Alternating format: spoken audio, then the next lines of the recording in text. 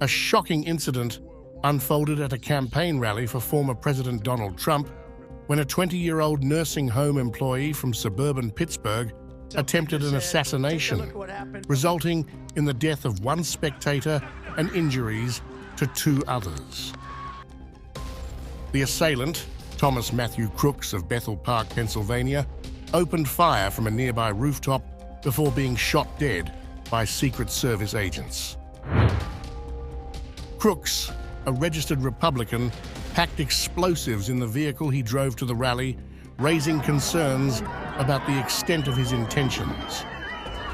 Law enforcement officials are working to uncover the motivations behind Crooks' actions. The FBI, which believes Crooks acted alone, has not identified any underlying ideology or threatening writings in his background. Public records show Crooks had no past criminal history.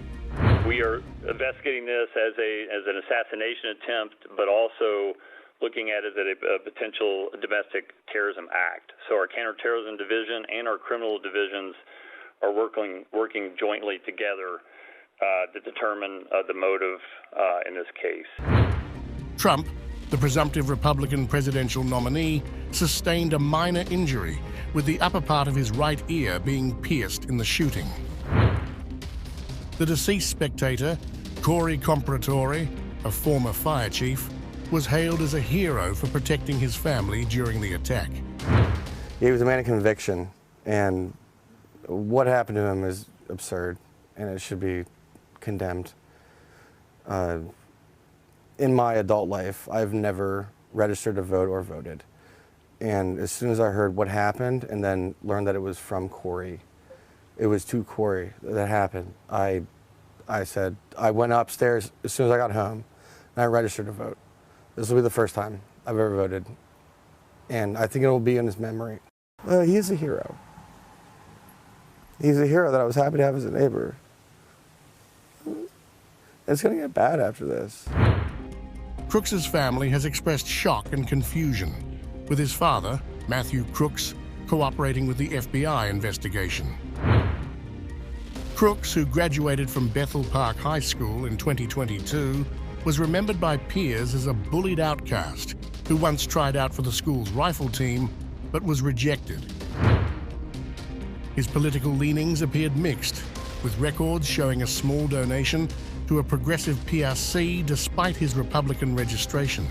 I mean, he would sit alone at lunch. I mean, he was just an outcast, and you know how kids are nowadays, so they're gonna see someone like that and they're gonna target him because they think it's funny or whatever. So it's the best way I can describe it. And it's honestly kind of sad.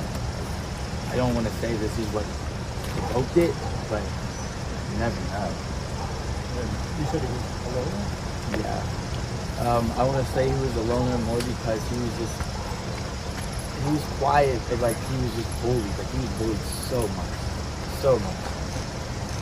He was just made fun of, I guess, for the way he dressed or his appearance. Like they were just saying jeans. He'd wear hunting outfits sometimes. He was just made fun of, I guess, for the way he dressed or his appearance.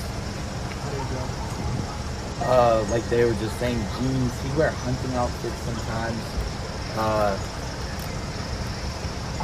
He would always wear a mask, even after COVID. He wore a mask, like a COVID mask, even after COVID was over. The FBI's investigation continues, focusing on the bomb-making materials found in Crooks' vehicle and home. Attorney General Merrick Garland emphasized the Justice Department's zero tolerance for such violence, calling it an attack on democracy. I want to reiterate that the violence that we saw yesterday is an attack on our democracy itself. The Justice Department has no tolerance for such violence, and as Americans, we must have no tolerance for it. This must stop. FBI Director Christopher Wray assured the public that the investigation would be thorough, describing the shooting as an assault on the democratic process. The American people can rest assured that we will leave no stone unturned as we work to get to the bottom of what happened yesterday. President Joe Biden addressed the nation in a primetime speech, urging Americans to reject political violence and unite to protect democracy. He condemned the attempted assassination as contrary to the nation's values and announced an independent security review to understand how the attack occurred. But in America, we resolve our differences at the battle box.